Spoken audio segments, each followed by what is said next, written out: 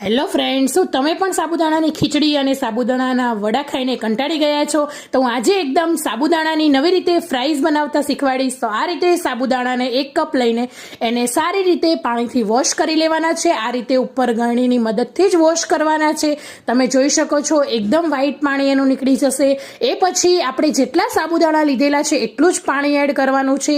તો આ રીતે સાબુદાણાની ઉપર થોડુંક જ પાણી રહેશે એટલું એડ કરીને આપણે 2 કલાક માટે સાબુદાણાને પલાળી દઈશું. એકદમ છૂટા છૂટા સાબુદાણા પલળી ગયા છે. હવે અહીંયા મેં 3 નંગ બાફેલા બટેટાને ખમણી લીધા છે અને સાબુદાણા એડ કરી દઈશું. શિંગદાણા અને લીલા તીખા મરચાંને ગ્રાઇન્ડ કરી લેવાના છે.